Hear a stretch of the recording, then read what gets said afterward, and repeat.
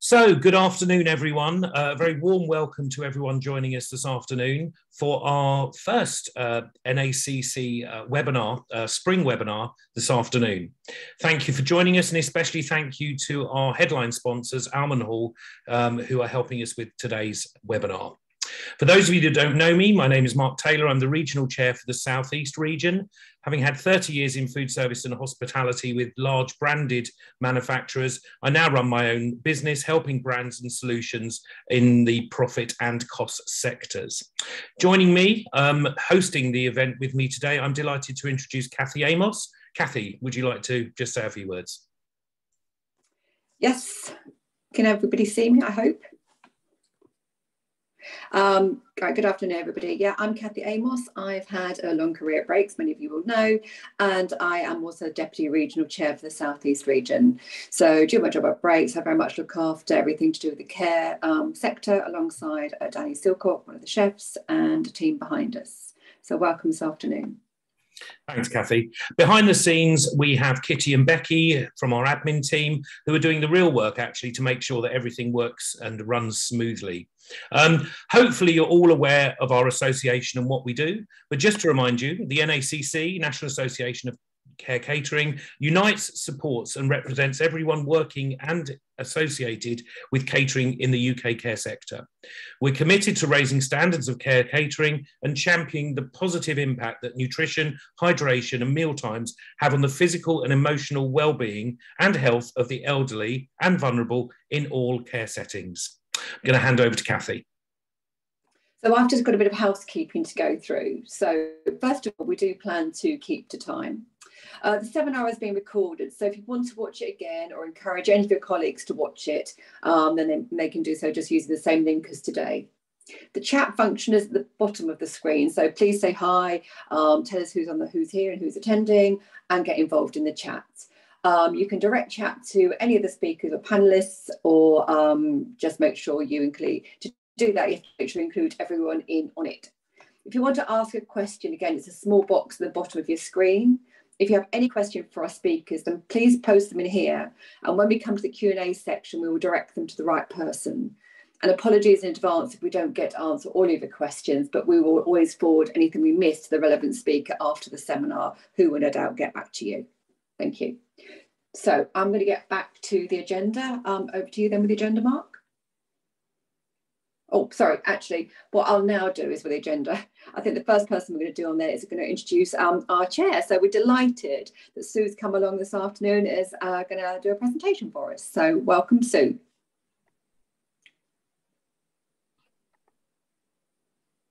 I'm just waiting for somebody to start my video. Okay. Hopefully now you can all see me.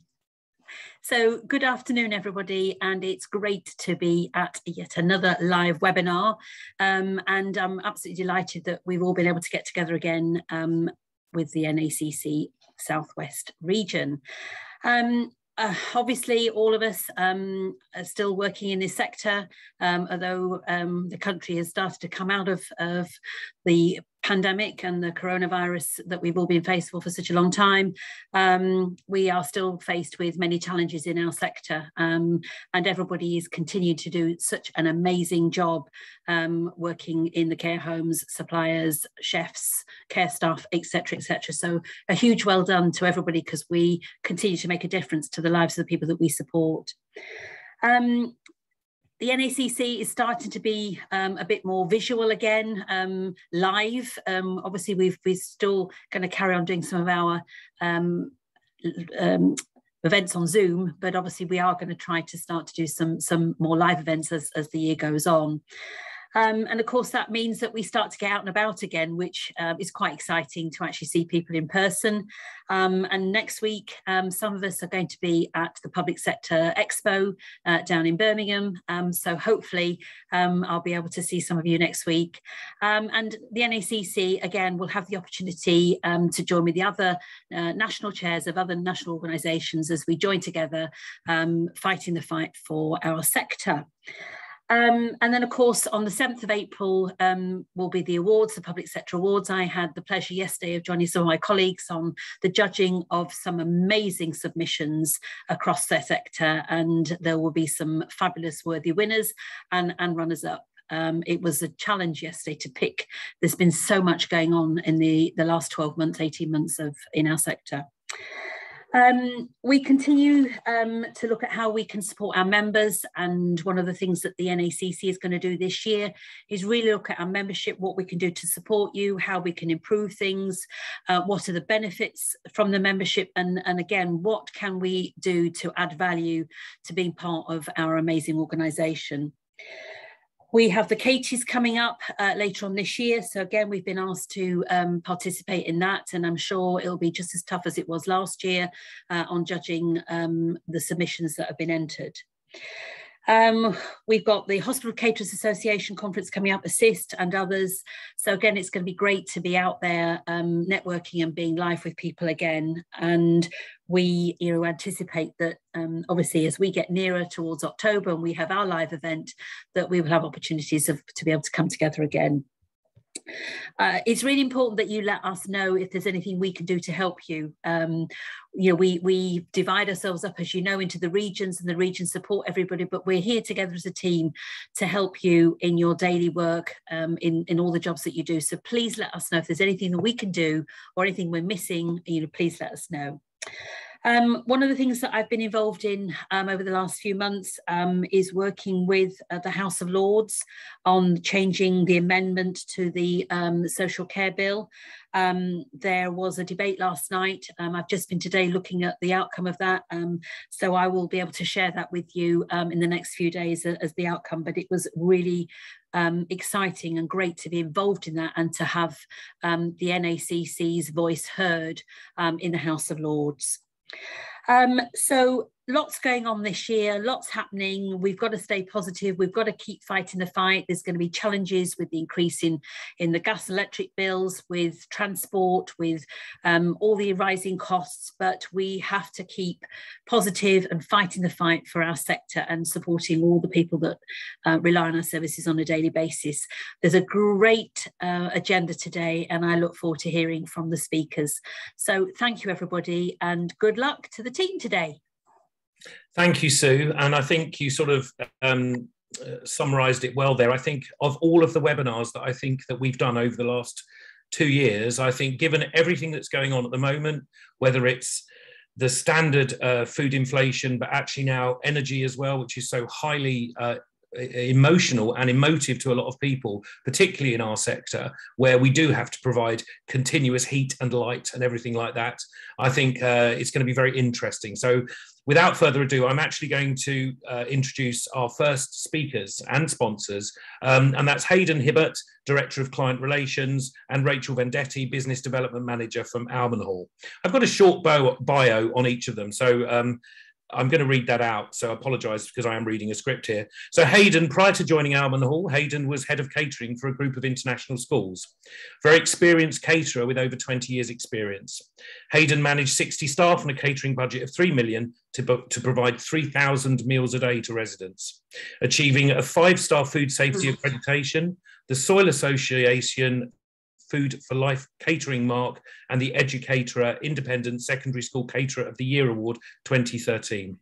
Sustainability initiatives saw financial as well as carbon savings, and he helped manage a phased £15 million rebuild of the kitchen and dining halls, ahead of time and budget. Hayden studied hotel and catering and institutional management. He is also a Prince 2 practitioner and holds a current Level 4 award in managing food safety. He understands the operational challenges faced by food service teams and provides hands-on advice and support. Rachel Vendetti, Business Development Manager and Registered Nutritionist of Almond Hall, has over 15 years experience in the catering and F&B sector. Rachel has worked across a number of areas in the sector and has experience in group procurement, management, nutrition and menu development, predominantly working within care groups and caterers, helping them manage change and deliver improvements to their procurement and offering. And I'm sure this is going to be a very interesting presentation. So Rachel, Hayden, I'd like to hand over to you now. Thank you. Okay. Thank you very much indeed, Mark and Kathy and Sue. and for the introduction. And Ormond Hall are, of course, delighted to be not just sponsoring, but also contributing to today's session. We hope to share some insight with you all into the currently very turbulent and, of course, topical issue of food inflation. We'll be discussing the reasons why, what to expect, when to expect it, but also give some practical tips on you as catering professionals in the care sector might be able to mitigate some of the impacts. And we hope you'll find it informative. Next slide, please. Mark has already very ably introduced us on our profiles, so we could probably skip through there, but there's a couple of mug shots of Rachel and I. Yeah, hi. So for those of you who are not familiar with Ormond Hall, so we're an independent and family-run procurement company, and at the core of what we do, we help care homes deliver significant cost savings, which they can then put back into the operations in more worthwhile areas. On top of that, we then support them in a number of ways, really with the aim of helping them be more efficient and also save time. So things like our award-winning support with suppliers, introducing market-leading catering platforms, dietetic and operational support, and also providing insight and reporting. And we'll have a look at a bit of that in a second, of how that then helps with planning and operations. Great, next slide, please. Thanks, Rachel. So, rising food inflation. Well, what a few years it's been for not just the care sector, but the entire hospitality and food service sector. In many ways, this sort of relentless and momentous domestic and global events conjure up images of the four horsemen of the apocalypse from the Bible. Although, in regards to food inflation, those four horsemen could arguably be more like eight, more of a small herd of horsemen, as you may consider additional challenges such as commodity prices, cyber attacks, and energy costs and geopolitics. All of these factors have and continue to directly or indirectly influence food prices in some way. Next slide, please. So it's obviously hitting the headlines. It's been difficult not to notice the media headlines of late, and certainly currently, and the actual increases in pricing that you as caterers will be experiencing. We cannot deny that significant inflation is very real and a very current challenge.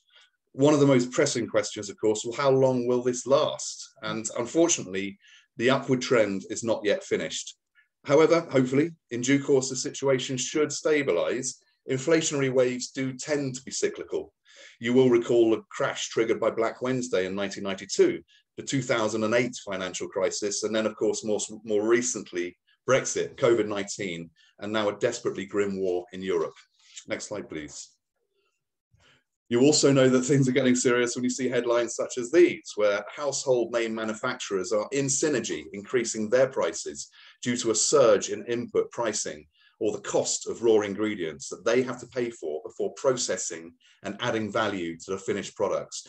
I'll explain more about the velocity of this and how it passes through the supply chain to your final prices a bit later. Next slide, please. So, food inflation. Well, what are we being told by the expert analysts and the financial institutions? We're experiencing the fastest rate of food inflation for 30 years. The Office of National Statistics Consumer Prices Index, or CPI, rose by 5.5% in the 12 months leading up to January 2022. The Bank of England has just predicted a peak of over 7% this spring before there's any prospect of it falling back. And leading economists are actually anticipating 8% or over. The chart on the right-hand slide is the Food and Agricultural Organization of the United Nations Food Price Index, which clearly shows the upward trend is accelerating. And the small red line on the top left of that chart shows where we are in 2022. I'm afraid it is indeed grim viewing. Next slide, please. So why is food inflation increasing? Well, we know it's real. We know it's getting worse, and it's going to be getting worse before it gets better. But why? It's certainly not as simple as just looking at isolated indicators such as CPI or inflation. There are myriad influencing factors which determine food prices, and each contribute in either a macro or a micro way, impacting on a random timescale. Some can be controllable to some extent, but most unfortunately are not. And so here are some of the key challenges. Next slide. Next slide, sorry. One of the most obvious causes of the recent food price increases are the combination of Brexit and COVID and other factors has, according to the Federation of Wholesale Distributors, caused a peak of nearly 500,000 vacancies in September of 21 across the whole supply chain. This desperate need for workers, especially delivery drivers, of course, has driven up salaries and recruitment costs to attract and retain staff, thus directly increasing your suppliers' operating costs and their cost to serve. Many caterers will have noticed that this also caused restrictions on delivery days, and in many cases, the implementation by suppliers of a minimum order value per delivery drop. This is continuing. Next slide, please. After labour, we have, as previously mentioned, rising global price of energy. It's no secret that the energy prices are spiralling. You'll be seeing it in your domestic bills as well. And of course, as Mark mentioned, in the heating and lighting in the homes. It's not just gas. Also, crude oil has just exceeded $130 a barrel. I've changed that figure 3 times during the last few days as I've worked on these notes because it's only heading in one direction. And that's the highest in 14 years. Incredibly, if the ban on Russian oil imports happens, this could see this top $300 a barrel. There is, of course, a direct correlation between energy prices and food prices. And it's not just caused by the cost of transportation, but also the cost of manufacturing, running machinery, manufacturing plants, and service depots. We don't always consider additional peripheral cost factors influenced by fuel and gas prices. For example, the price of nitrogen fertilizers, which is driven by natural gas prices, and it's tripled. CO2 is affected, and that's used for food preservation.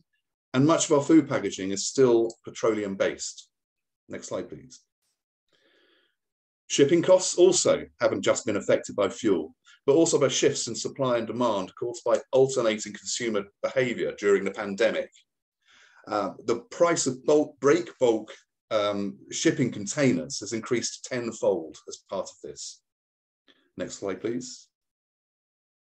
This chart shows, again, a direct correlation between the price of energy and shipping, almost eerily tracking exactly along the same lines. And next slide, please. And then, of course, we have the pandemic. This has caused, as I mentioned, changes in consumer behavior, driven mainly by the shutdown of the hospitality industry and the impact of the wholesale supply sector. For example, an increase in takeaways and dark kitchen production, and a trend towards different types of food purchasing, such as processed foods.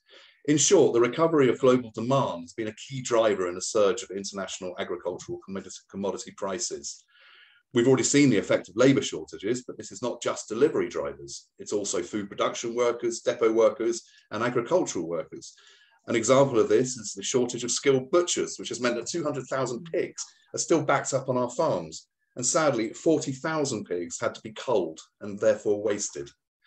Humans are not the only ones who have been visited by the horsemen of plague. The UK is currently experiencing the largest avian influenza outbreak ever, seeing approximately 1.8 million laying hens culled as a result. And this has taken 11 million eggs out of the UK markets every day. Chilean algae bloom has wiped out hundreds of thousands of fish, which would normally be sold to the USA market. Therefore, more Scottish and Norwegian raw material is being purchased from this area of the world, removing even more fish out of circulation for the European market. You will have noticed salmon prices are soaring and would not be recommended as a regular feature on the menu at the moment. Next slide, please. Again, you can see here a direct correlation between COVID and the peak on global food prices. Quite stark image. Next slide. I mentioned there was a small herd of horsemen. There's another one, which is the weather. Truly apocalyptical. So you will have heard of El Nino. So El Nino affects the global climate and disrupts normal weather patterns, this can result in intense storms in some places and droughts in the other. La Nina is, or the little sister, is the cooling phase of this phenomenon and normally raises crop prices and creates more fluctuations in energy markets. Global prices for food and crops are at multi-year highs, and La Nina is a culprit far larger than human commerce. As crop yields are reduced, global stockpiles or buffers or inventories of produce are reduced, and therefore prices are driven up. And then, of course, next slide, we have the desperately sad global geopolitical situation at the moment. The Financial Times last week stated that commodity prices soared to the highest level since 2008 over Russia's supply fears. Russia is the world's largest producer of fertilizer, and together with the Ukraine, exports around 30% of the world's wheat, as well as animal feed and cooking oil. Now, whilst the UK is 90% self-sufficient with wheat, the increase in world demand for this commodity will, of course, drive up prices, which have already increased 60% since February. Another geopolitical threat is arguably ransomware attacks. A recent example is the Conti Group, or Wizard Spider malware, which is based out of St. Petersburg. They recently attacked the IT systems of KP Snacks, which resulted in a complete crash of their systems, including their stock management and inventory system, meaning they were left unable to effectively process orders or dispatch goods. A real threat. We have, I'll touch on Brexit very briefly, but we have in some degree been shielded from some of the potential impacts of Brexit on the supply chain. However, it is important to notice that whilst border checks were implemented for UK exports since transition, this was delayed for imports. And so from July the 1st this year, physical checks on all imported animal and meat products into the UK will be implemented. All of this additional red tape takes time, and time, of course, is money. Next slide, please. So here's this simple diagram sort of sums up the interdependence of key commodities that I've talked about and the impact on those commodities and how they in turn affect the staples of the ingredients that you as caterers require. So again, rather grim viewing, but it shows how everything is impacted in some way, directly or indirectly. Next slide, please. So at Ormond Hall, our team of buyers track the commodity indicators across the board. And this example here is a heat map that is being created by our buyers and allows them to see the peak in pricing. This uses sources ranging from the Food and Agricultural Organization to the CPI and PPI and allows us to map and track the highs. The red obviously illustrates rather somberly these are currently high and reaching a peak across the board. Next slide, please. It's a couple of examples of the commodity behind those commodities, a couple of the commodities. So this is rapeseed, a 5-year rolling average of European Union rapeseed, heading in one direction. Next slide. And a very similar picture when we look at UK farm gate prices for milk. And all of this leads to, next slide, please, the price transmission for the food chain. So having visibility of those commodities and how they're reacting and how those prices are increasing allows our buying team and our procurement experts to track price transmission in the food chain. So price transmission is inevitable. However, monitoring it allows us to evaluate the velocity, the scale and timing of food pricing increases. This supports our supplier negotiations as well as informing our clients of what to expect and when. Simply put, there's a clear time lag or delay between raw materials or commodity prices increasing and eventually food wholesalers pricing increasing. In stage one, we have the raw material or commodity changes, which in the current situation is 28% higher than 2021. In stage two, we have the food manufacturers' input price changing, which is the PPI or Producers Price Index. And imported foods have increased 5.6% since 2021, whilst homegrown foods have increased 7.2%. In stage three, we see the food manufacturers' PPI output prices change. That's been 6% since 2021 and 1.2% in the past month alone. And then finally, in stage four, it hits the wholesalers' prices and the customer. After a review period, this lag between PPI and the prices actually going live is typically about 3 months. So again, very helpful. Next slide, please. This graph shows how we can actually see the relationship, that lag between PPI and CPI. And as you can see, the PPI on this chart has been advanced 6 months to show the correlation. And whilst it's not a crystal ball, it certainly gives us at Ormond Hall a very good indication of the annual rate of food inflation as of July 2022. The picture is indeed consistent, albeit rather grim. So other than working with Ormond Hall, of course, what other practical steps could operators in the care setting do to mitigate and reduce their food costs? Over to Rachel to explain more. Next slide, please. Thank you, Hayden. I am conscious of time, so I'm going to try and do this relatively quickly. It's obviously a very big topic, and important at the moment. So with Hayden, we've now gone through and hopefully understand a bit more what's behind food inflation, and some really useful metric and ways that you can, and what we use to anticipate future impact. That's what we always want to be doing, is looking ahead. Even though, as we can see here, it can be quite grim. As Hayden said, I'm now going to focus on some practical ways. So what can you do within your operations to manage and mitigate these significantly increasing costs? Next slide, please. Thank you. So really the focus is to be as efficient as possible as an operation, as a customer. So the areas to focus on are 3 core areas. So that's your supply chain, your operational practices, and also your recipes and menus. So I'm going to talk through some tips and steps that you may want to use. I would imagine a number of these you may already have introduced, which is great, but we're hoping you'll have a few new things to take away and implement. One thing I would say is do assess changes. When you're making changes with ranging, with suppliers, with recipes, it goes without saying just to assess those changes and what those impacts are. None of you want to compromise your sort of resident focused quality service. So food inflation, as we know, and we've heard from Hayden, is so significant that suppliers really can't absorb the increases. So I imagine for most of you, you are getting some quite unusually high supplier increases at the moment coming through. And when it comes to reducing and really understanding initially the increases, knowledge is power. Now, we've been busy for a while for our clients, assessing what's going on, anticipating increases, and then really analysing the information that's coming through from suppliers. So for those of you with procurement teams, or if you work with us or other organisations like us, that will be going on. For those of you that don't have procurement teams, that really is your starting point. Understand where those increases are. And what you're looking for is to understand the impact of an increase, not just the product increase. So you might have a product that's gone up 70%, big increase. If you only order 3 cases a year, the impact actually is not huge. So what you would do is apply your increases to what we call a weighted basket. So that's to your volumes. And then you can start to see actually where are the real impacts for you to address and either discuss with suppliers or look at ways that you can manage that in other ways. Next slide, please, Becky.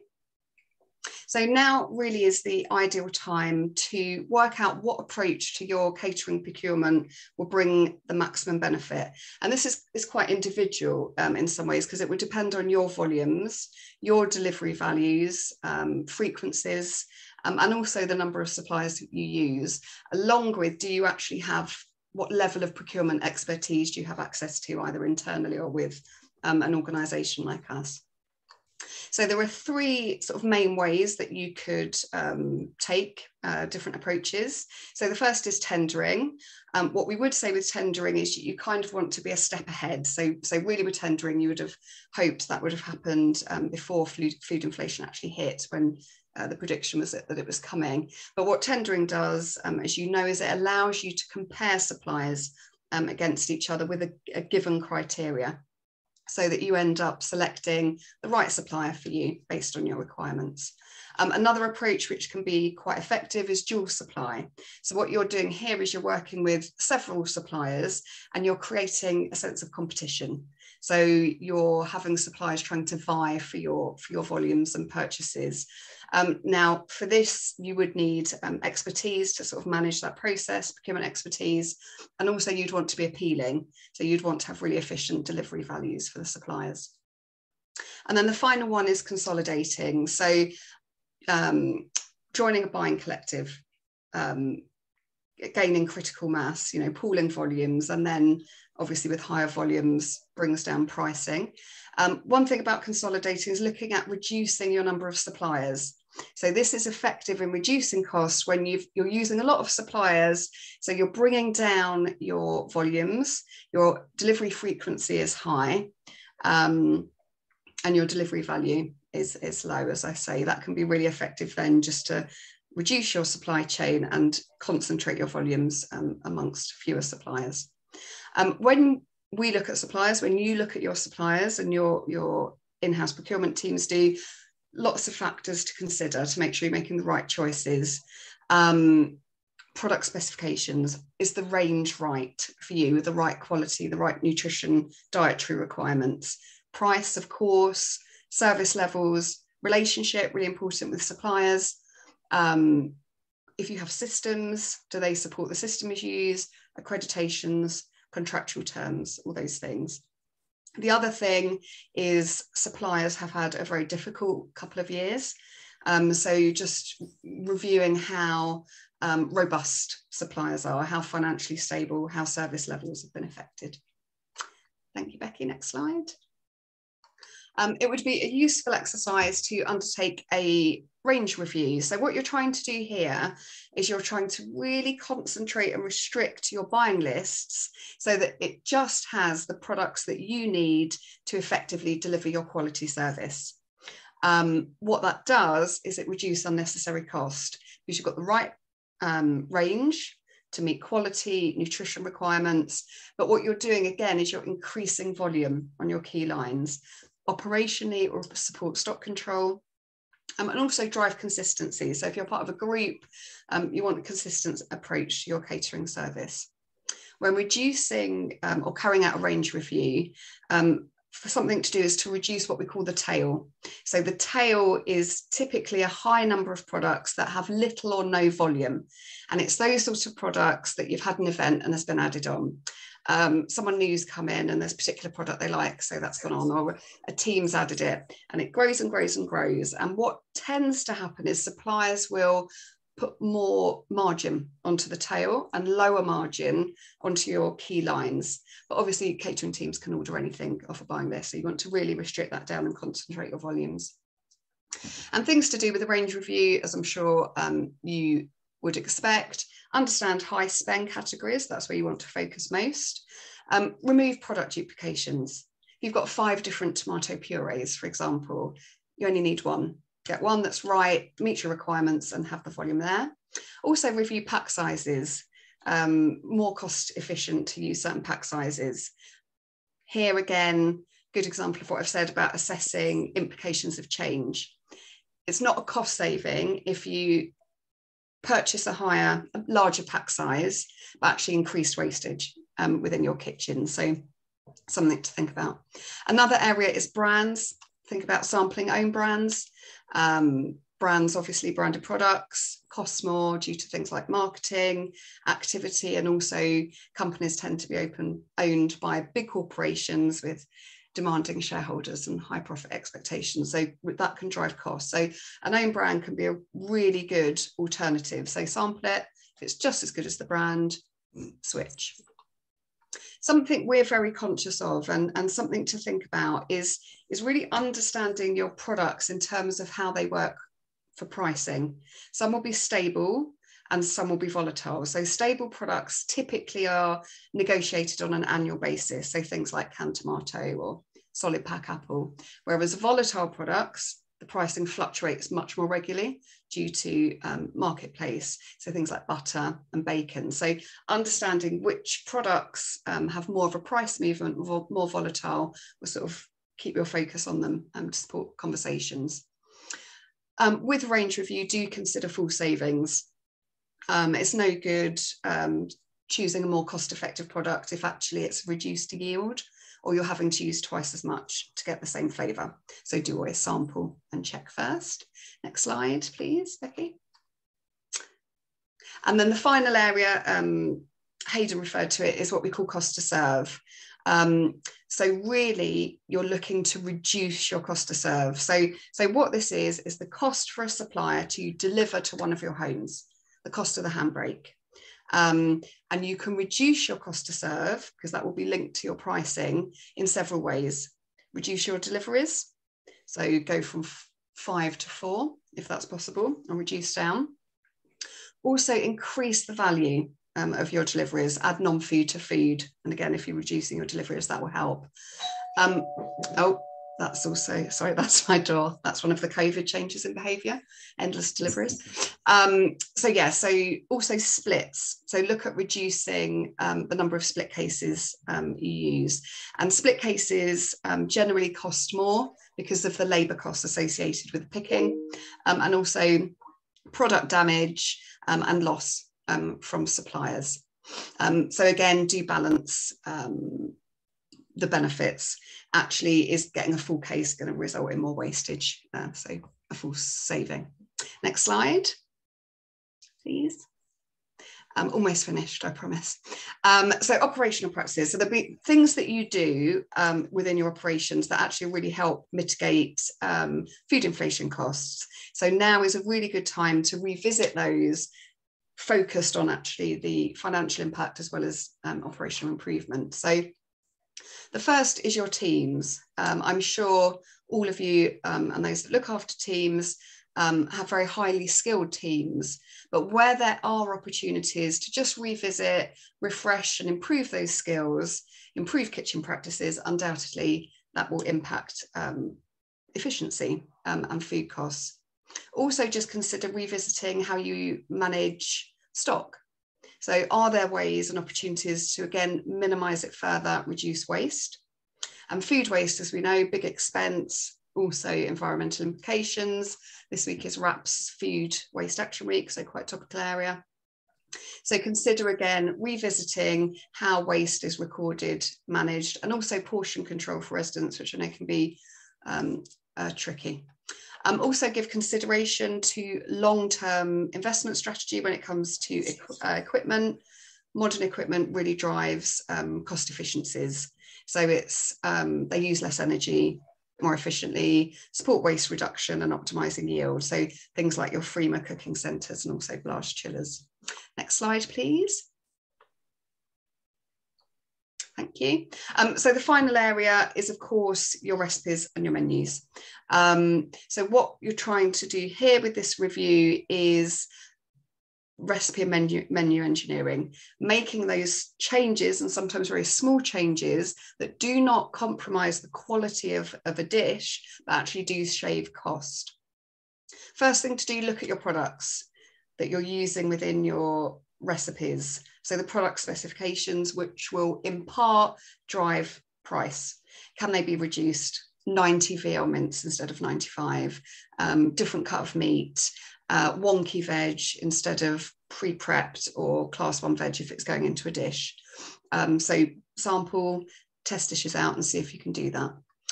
Using recipes, really important.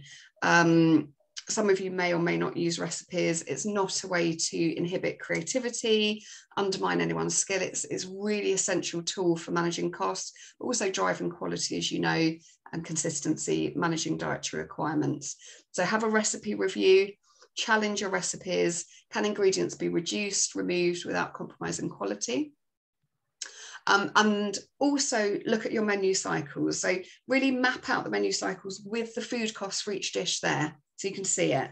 You see very quickly where your high cost dishes are. Again, without compromising your residents' experience and enjoyment, which we would of course never do, is are there opportunities to review, easy for me to say, review certain dishes. Understanding changes in product pricing, which Hayden covered, things like the eggs, salmon, seeing what's coming to influence what you can and where you can. Next slide, please.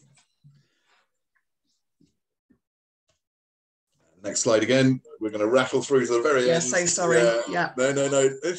Thanks very much, Rachel. And I'll take full blame for us overrunning a bit. Sorry. But since we got the remit for this, my one excuse is a war broke out, so I had to add some facts and figures in about the situation there. But I won't read all of these bullets. But look forward to your Q&As as well, or of course do get in touch if you want to discuss this any further. Thank you. Thank you. Well, I have to say thank you, Hayden. Thank you, Rachel. Really very interesting. And there was some really interesting facts and figures there as well. I mean, obviously, we will have to manage this. And obviously, that was a very informative presentation. So really, thank you again for speaking. on that. If anyone's got any questions, please direct them through the Q&A function and Kathy will pick them up and ask them at the end. So now we're moving on to our next presentation. So the other side of the coin, so to speak. Our next presentation is from Christopher Dean, Procurement Director, and George O'Malley, Head of Customer Experience at Signature Senior Lifestyle, on the impact of food inflation. So it's a little short bio. Chris has had 18 years dedicated in care procurement experience and is a previous NACC, Food Service Katie and CIPS award-winning procurement director, driving procurement optimization and wanting to make a real difference for the residents.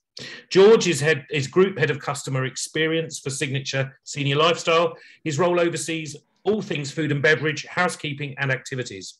He leads a team of subject matter experts and mentors for all departments, and is always looking for ways to elevate the overall customer experience and enhance the offering for residents. So, gentlemen, it's now over to you. Thanks, Mark. Almost didn't recognise myself then. Hi, everyone. My name is Christopher Dean, as mentioned by Mark, Procurement Director for Signature Senior Lifestyle, and I'm joined today by George O'Malley, our Head of Customer Experience. And today we are talking around how we manage food inflation and keep those herds of horsemen at bay. If we can go on to the next slide, please. Those are the topics that we will be covering, but first I'd like to pass over to George to give you an introduction to Signature. Chris, thank you very much. So Signature currently has 35 operating homes, with the most recent home opening Signature at Hendon Hall. So if we go on to our next slide, please, we'll have a handful of pictures detailing the most recent opening. So this is the entrance to the beautiful Hendon Hall. Hendon Hall has been converted from the Grade 2 listed building from the 18th century, famously held the 1966 England World Cup winning team, but equally we're here to raise the bar in care and all the things that we offer to make sure that you and your loved ones, we offer that element of peace of mind. So if you can go on to the next slide, please. Here is one of our restaurant rooms within Signature of Hendon Hall. It is a 52-seater restaurant, so we have 100 apartments within the home, typically twice the size than your average due to the nature of the listed building. We couldn't do much when it came to the building itself in respect of the size of the bedrooms. So we have one of these restaurants, and ideally, with the home, when it's full, we will turn this over twice for lunch and twice for supper. Next slide, please. Here is one of our private dining rooms. So you'll note on the wall, we have an original picture from the 18th century, which the builders very politely had to board up and work around for all the time that Hendon Hall was under construction. So a challenge for the builders, but one that they fully embraced and worked around quite well. Next slide, please. Here is our village hall and one of our activity rooms, where we encourage everyone to get involved in the day-to-day activities and events. We really pride ourselves with being our best in class when it comes to our activities, and we need to make sure that our facilities underpin that statement. Next slide, please. And our cinema, which is it's a very unique kind of selling point for us. It's one where we can show pretty much anything on a day-to-day basis, but we've also future-proofed this offering to make sure that we can live stream events from any other home on a day-to-day basis. So if we have a cabaret act or something else in another home, we can live stream that event into each one of our cinemas. Next slide, please. And here is just one of our coffee breakout rooms. I think this is one of my favorite pictures because it oversees the 4 pillars of the entrance to Hendon Hall. A beautiful setting and just another part of the fantastic offer that we have here at Signature. Next slide, please. Right, I'll jump in now, George. Thanks, everyone. Oh, you've gone backwards, actually, I believe. Or is that? Could you go forward? Next slide, please. I think we've possibly talked about how Signature has grown. Now stop on that one. George, you're going to do this one. Yeah, so established in 2006. Back a slide, please. Thank you. Established in 2006, the mission is quite simple: to provide exceptional care delivered by compassionate people in the highest quality homes. So up until 2021, growth was slow and steady. And then on December 1st, we took over 20 other homes. We have 16 operational homes, so the total being 36. And we have 150 central support staff and around 4,000 team members within our homes. There are 3 more homes opening. So we have Barnet opening in May, I'm very sorry. And then we have Caversham and Farnham Comer later in the year. So hopefully by the end of Q4 this year, all homes will be fully open and operational. There is, as stated here, a land bank of 8 additional sites, and we are currently breaking ground in other areas with planning permission granted. So Chris, I'll hand over to you. Thank you. Next slide, and I'll try not to go backwards this time. Growth equals savings. As you've seen, we've gone from 16 to 36 slides, which is, for us, it's a phenomenal, it's a ridiculous increase in number of sites, but it has meant that we've been able to yield savings, even during Brexit and pandemic. The savings we've shown so far in the region of 5% lower than what we were paying last year. The benefit we had was that the Sunrise sites were going out of contract just as they came over to us. So we were able to follow one of 2 options, which was the first one could have been to tender the ex-Sunrise sites, or as what we did in the end is we did an RFP with our existing Signature suppliers who we were very happy with, and the opportunity for them to actually grab hold of the additional trade meant that pricing tumbled. It's as it says on the next line, pandemic-proof trade. It's key to the suppliers.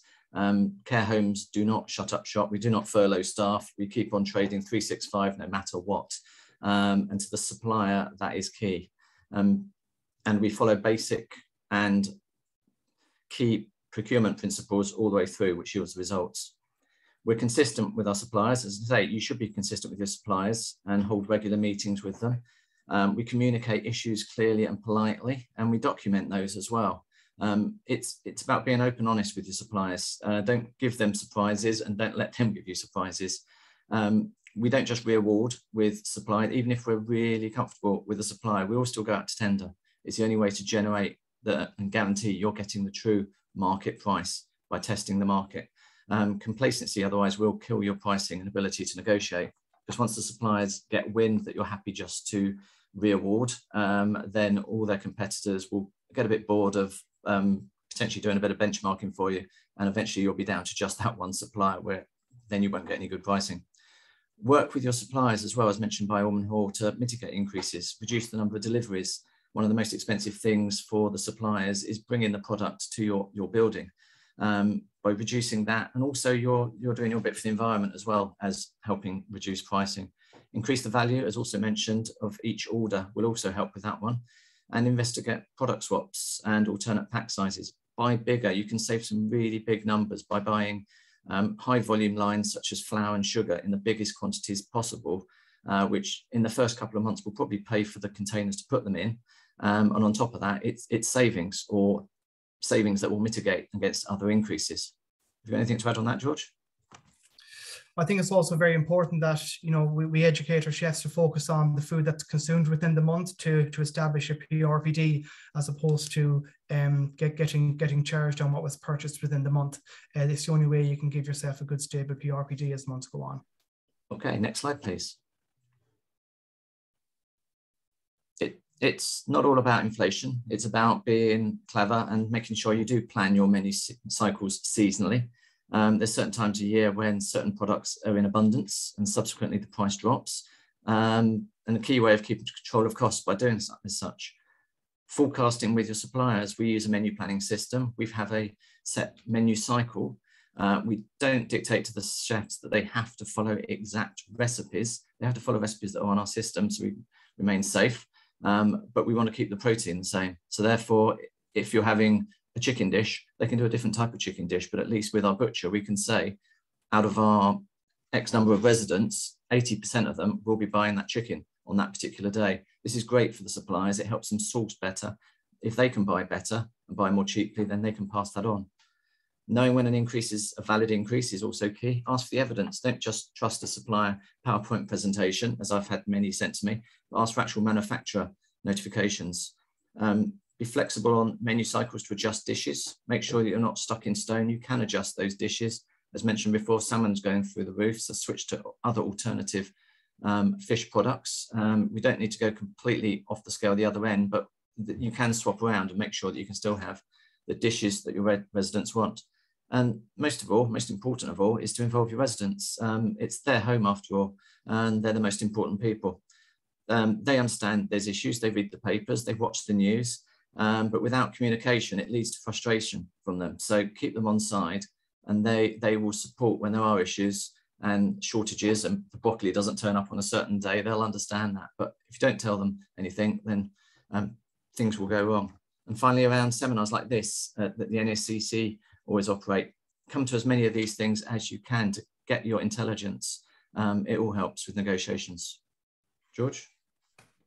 Yeah, I think it's very important, as you said, to make sure that the chefs are empowered and enabled to be as dynamic as they can, because sometimes we will be let down by suppliers.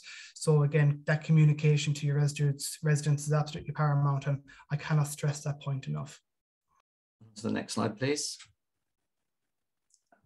As we're all aware, as if Brexit and the pandemic weren't enough, and we've managed to just about sort of get through those, although the last one's still lingering around, the Russian invasion of Ukraine's come along. It's going to be a long, tough time. As mentioned before, Hayden and Rachel mentioned fertilizers, and the bulk of fertilizers come from Ukraine and Russia. By there not being as many fertilizers, availability to fertilizer, the yields will drop by potentially up to 50%, which not only impacts prices, but actual supply, which is a double whammy. The cost of utilities is also mentioned. I've got an example of this from another care group, which will remain nameless. They shared with me that they currently spend $200,000 a year on gas. They expected it to double to $400,000 a year, which they thought was a tough pill to swallow. Their cheapest quote so far is 1.2 million.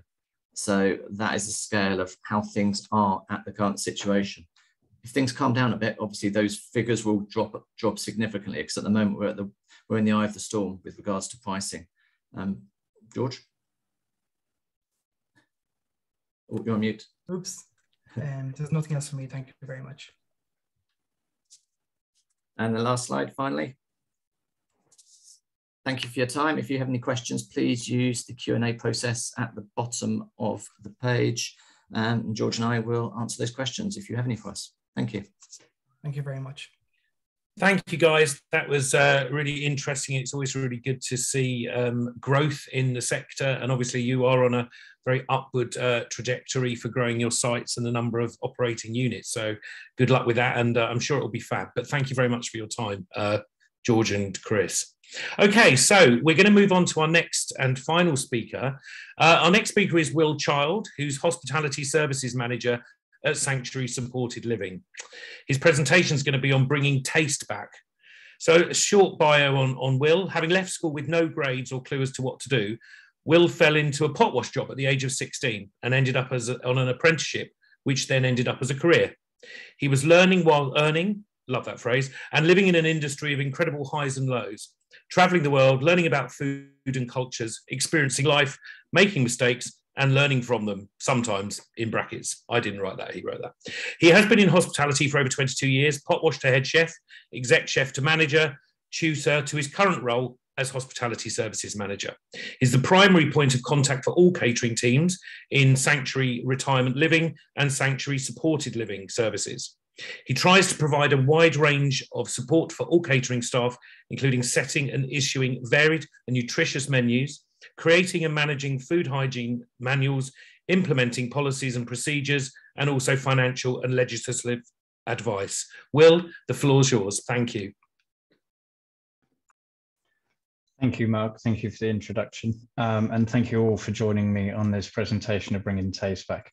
Apologies, it's my first webinar that I've been a speaker on, so it may not go as smoothly as I'd like it to. Taste is our restaurant brand within Sanctuary Retirement Living, but it's also our focus. We're quite involved in trying to use 75% minimum of fresh produce, trying to stay away from pre-made produce, although there's a lot of temptation with the current market the way it is to lean into some of that. We try to recreate restaurant street quality food and home cooked favourites, but we also try to do so while selling it at half to a third of the price it would be in restaurants. We largely subsidise the income for the cost of plate for our residents. Our restaurant services do operate the same as a public restaurant, so we've got the same risks, whereas if we don't have, we don't have any income unless people come in and purchase from us. So every decision that we make needs to be calculated. We're also bound by allergen laws such as Natasha's law for takeaway foods and pre-packed foods that require the labelling and the expensive labelling systems for those. As with COVID, with everyone, it's done so much damage. A lot of our residents have been under very tight restrictions and lost the confidence to come out of their apartments or be in particularly busy environments. So this year's project is really about bringing the taste restaurants back. We want our restaurants back to being the focal part of our residents' community.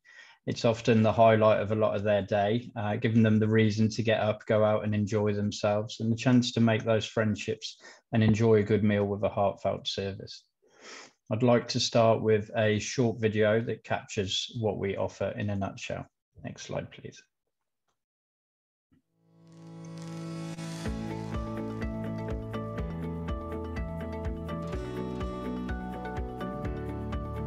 Taste Restaurants, we try to bring your dining room into ours. It's all about trying to break that stigma of retirement living and care food being bland and boring and unseasoned, whereas here at Taste, the name says it all. That's what we are all about, is taste. We understand that meal times are a really important part of life, and as well as enjoying tasty, nutritious and healthy food that makes us feel good, meal times are often a great opportunity to socialise and also a way of looking after our well-being.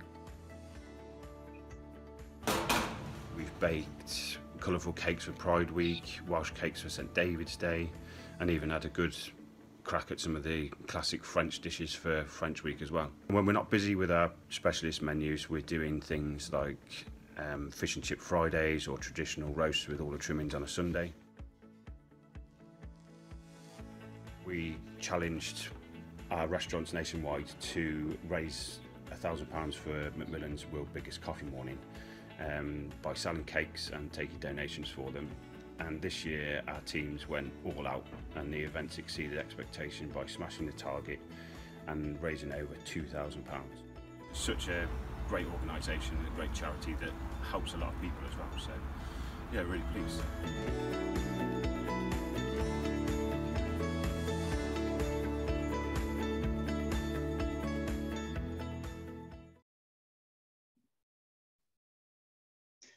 Okay, and then the discussion around the impact of COVID-19. I'm sure we've all been through it. Some of the main key things that we've seen with inside our Taste restaurants is things like environmental.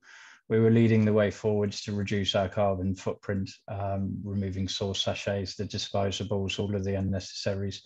However, to be able to provide the service to the residents throughout lockdowns and outbreaks and everything like that, we had to find a way to be able to serve our residents by keeping them in the safest way we could, protecting both them and our staff. So we did turn to a lot of disposable options. And in fact, we actually spent over £48,000 in the last 2 years on food packaging alone. Staff shortages, COVID covered up the impact of Brexit whilst we were all locked down and all of our restaurants were closed. I think we thought we were going to have the spoil of the litter from all these great chefs in restaurants, but turns out that for the first time in my 20 odd years, hospitality wasn't the safest industry. After years of surviving recessions and depressions, our trade had finally become vulnerable and depressing.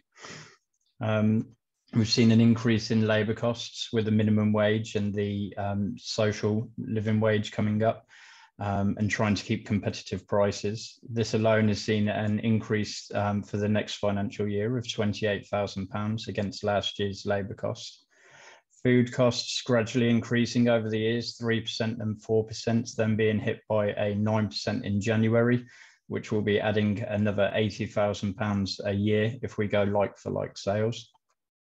This, coupled with food availability and shortages, has made it hard to plan those structured menus, having that standardised menu in place, due to having to have the flexibility of it, and the loss of some of the dinner time favourites.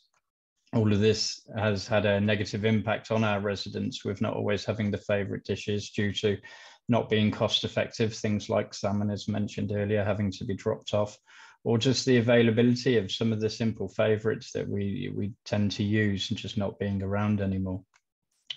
Working culture had changed massively due to an impact of COVID.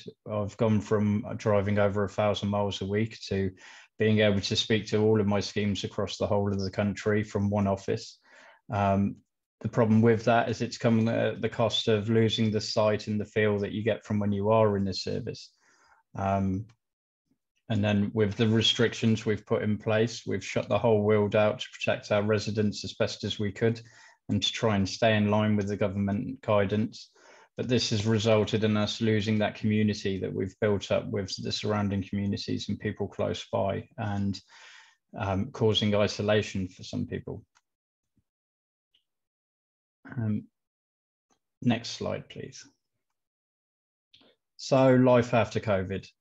I'm not a proud man, so sometimes I think we need to realise when we need to sort of strip it back. And for me, I believe life after COVID is about going back to basics and hitting the restart button and going again.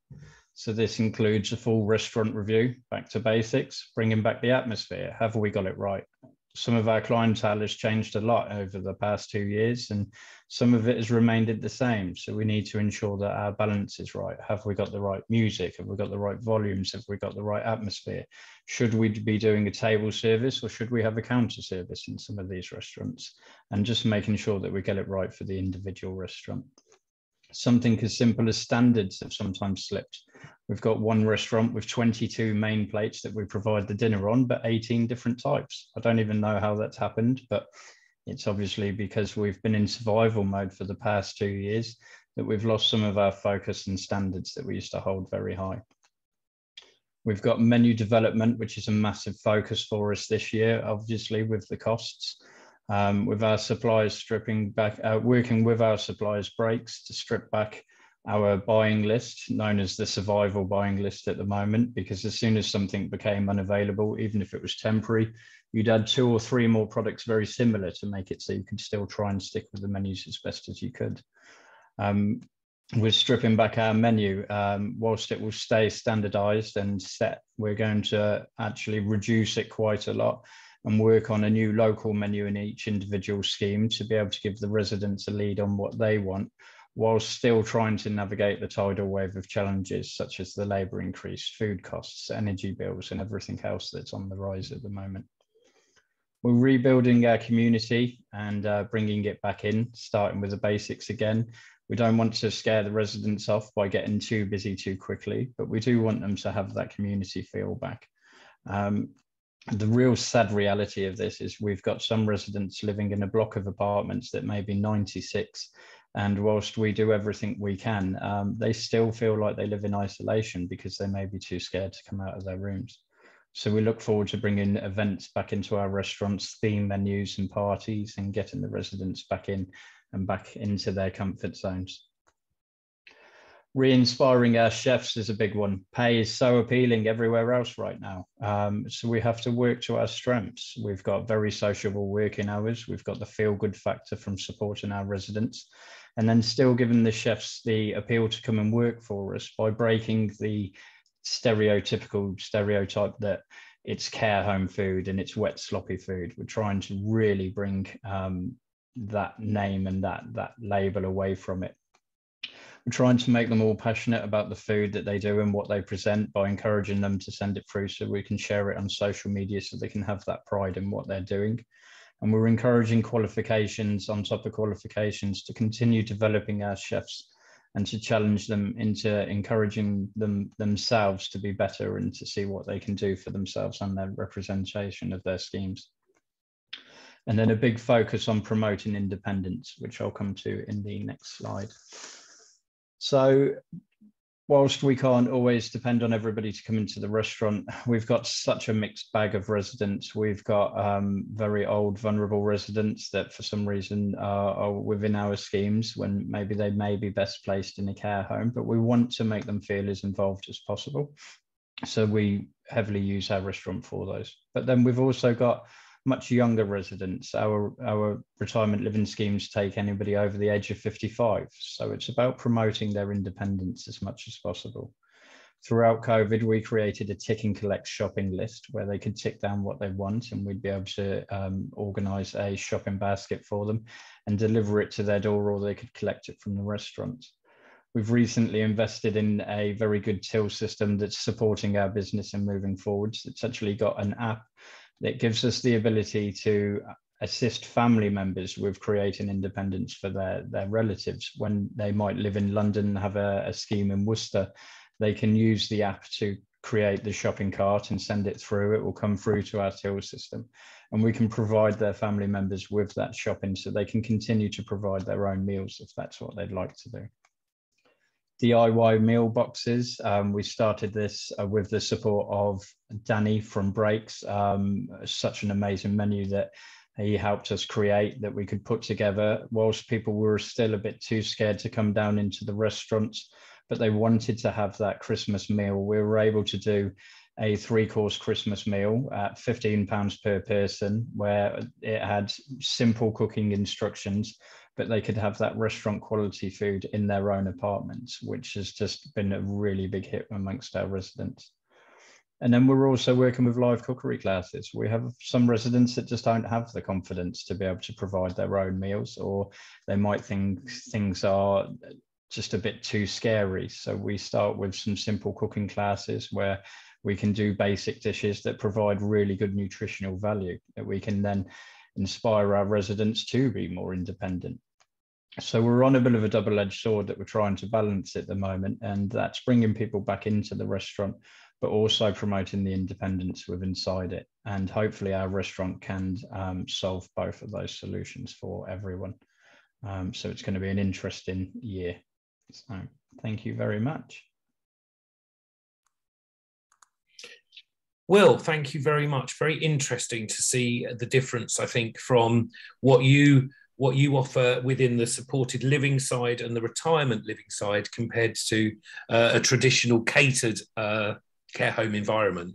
And it sounds as though that you're doing quite an innovative job there.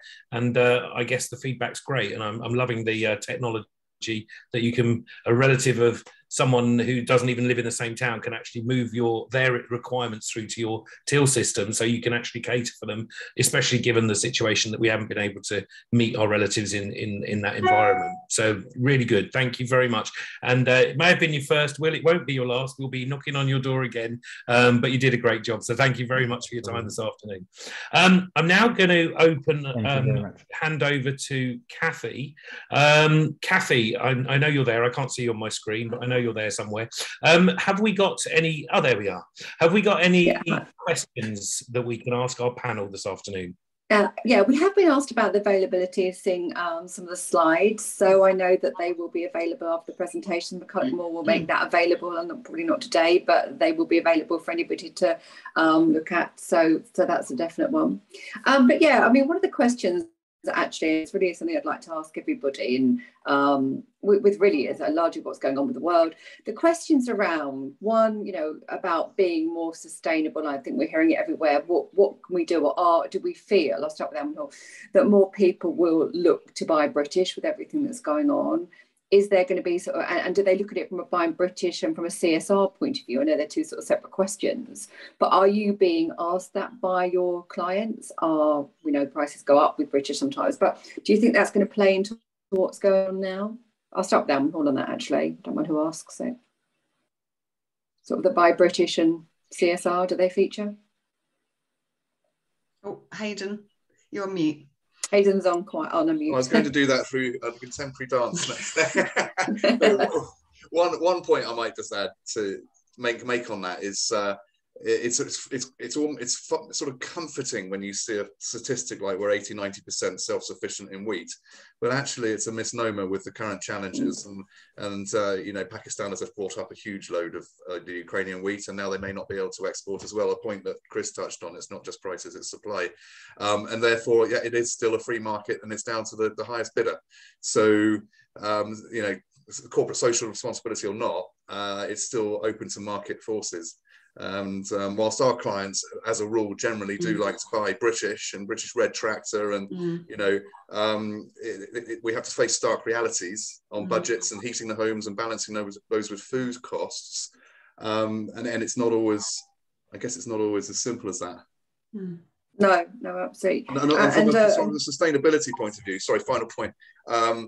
We've sort of been told for years and years now, it's food miles. Well, actually, over 90% of the carbon impact is in the farming process and not the transportation, which is something, you know, the whole sustainability piece and the impact is very much on the agenda now as well.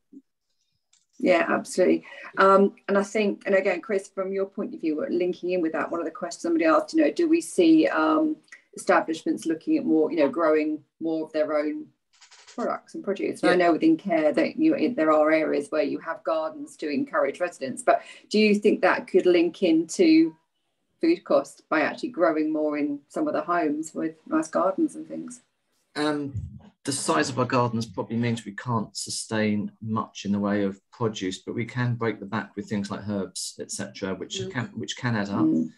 It also adds an extra element because it can be as an activity as well. So you're actually adding another element to it, where residents theoretically, I believe, they may have lost their garden by moving out of their home, but actually moving into a place where actually they can help feed other residents by growing more flavour in their gardens. And we do that a lot. I'm not suggesting you keep cattle. But again, you know, what's your sort of view on sort of buying more British? I mean, you know, I agree about the point we talk about being sustainable, but we're not. We can't grow everything. But is there a view at Signature as how much you try and buy British or buy more British? The bulk of our products are British where we can. We're lucky in the fact that Signature is clustered in the southeast of the country, so we are actually on fresh produce and dairy and the smaller items such as those and meat. They are more regional suppliers, which means they are a little bit smaller. They're more reactive. They're more likely to be a family-run business. They can run on tighter margins. They don't have big shareholders that they report to. So it has enabled them and enabled us with our pricing I highlighted and the savings we've made. We're pandemic-proof trade for them, and they want to source locally as well, being a family operation. It's not all about the profit as far as it is. They need to make a profit, and we respect that, but they do tend to source locally, and they actually know the farmers they're actually getting the products from. Yeah. And the same with what you will. I'm of the view that you look at sourcing locally where you can as well, in your homes, and do your clients ask for that in the dining experience? I know obviously you've slightly harder, you haven't got residents automatically there, you've got to entice people in. Do they the sort of the questions that people ask? It's a mixed bag, to be fair. We're stuck between a rock and a hard place would be the best way to word it. The residents want a full plated meal for less than £6, but they also want fresh local produce, and you can't always give everybody everything. So it's a little bit of, you know, to and fro and trying to give the best British wherever we can. Cambridge, largely, we've got quite a cluster of restaurants there that all know a farmer by name that they've probably grown up with, or they know the family.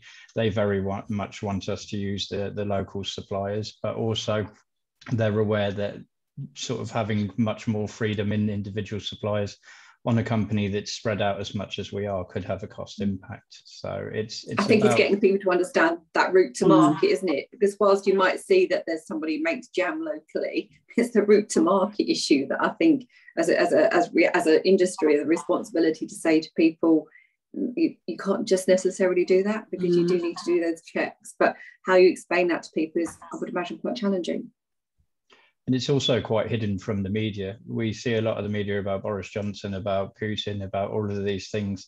You do see the gas increases, but you don't actually see product increases coming in. You might see a tiny clip on the news about it, but a lot of our residents are quite unaware that our food prices are actually screaming up as high and as quickly as what they are. I guess as consumers, we notice it more because we're shopping. Your consumers aren't doing their shopping, you are, so they are shielded from it, I would suggest. I mean, they were the main questions we've had today. I don't want to sort of hold up anybody anymore, unless anybody wants to ask any more questions now. It was a lot. Sorry. I was going to say there's one which is, I think it's more of a point that one of our panelists has made. And I'll just read it out. It is, as you all probably know, it's important to replenish the soil, particularly with the costs of fertiliser increasing. I suggest that each kitchen plans to have its own area for making organic matter, compost, using all the raw waste, such as kitchen peelings, grass cuttings, etc. It's simple to create and within a year provides top quality organic matter, which is ready to replenish the soil in order to grow foods, if that's something that is of, if you are able to do that in your care homes or establishments. So it's just an interesting point, I think, that's made there. Yeah, sorry, I've missed that one. That came. Sorry, Patty. I was chatting. That's valid point. Okay, well, I think, but as can I just say, Will, you will be asked again. Can I just make a point out to Will? Now we will make sure that Will is on the guest list. We will pass his name around the other regions. And all of yours, actually, quite honestly. Yeah. Yeah, and again, just one other point on that Rob, somebody's raised here, that a lot of food safety measures do need to be taken, obviously, when we're doing that sort of thing, when you are obviously cooking and growing for other people, that whilst we can do those things in our own domestic kitchens, we all would know on this call that, you know, we're dealing with people that aren't necessarily our own families. So we do need to have greater consideration about how we do some of those things. So I take that point on board as well. Thank you, Kathy. As Kathy said, you know, you're all very busy people. Firstly, I'd like to thank, on behalf of the Midlands and the South East region, to all of our speakers for giving up their time this afternoon. I'm amazed that we we did have a few issues to get everyone here, but we've done that, and I think it's been great. And given what's going on at the moment, I think it's really relevant, this topic, and I think, and I hope that people on watching this have really benefited from it. And I have to say, everyone's given a different perspective, and which has proved really interesting. Just in summary, a couple of things from me. Well, the first thing from me is the NACC Care Chef of the Year competition. That is going to be launched very shortly. So I would advise all of you to take part in it, whether you're, you know, not just the Care Chef, but the national awards. The Care Chef will be out first, because obviously there's a lot of heats involved in cook-offs and regional cook-offs. So I have to say, you know, please spread the word about that. We had an excellent TDF, which featured the Care Chef last year. It was the first time we've brought it together, and the general feedback was it was really good. I know from seeing all the chefs on the stage and getting the appreciation from the attendees at the Training and Development Forum is something that is quite impressive to watch, and I stress to you all to do that. I don't think there's anything else from me and Kathy, other than to say, again, thank you to everyone who spoke. Really good of you, thank you. And also to all our attendees. I'm delighted that we managed to maintain between 60 and 71 attendees for the whole session, which is a record, I think. So just goes to show how important and how relevant food inflation is. So on behalf of the speakers and the two regions, I'd like to say thank you very much, and thanks for attending. This will be available, so you can watch it back or send it to your colleagues. And I know some people have commented on the slides from Almond Hall. They will be available too. So thank you very much, everyone, and have a really great rest of your afternoon. So thank you very much. Cheerio. Bye-bye, everyone. Thank you. Bye-bye.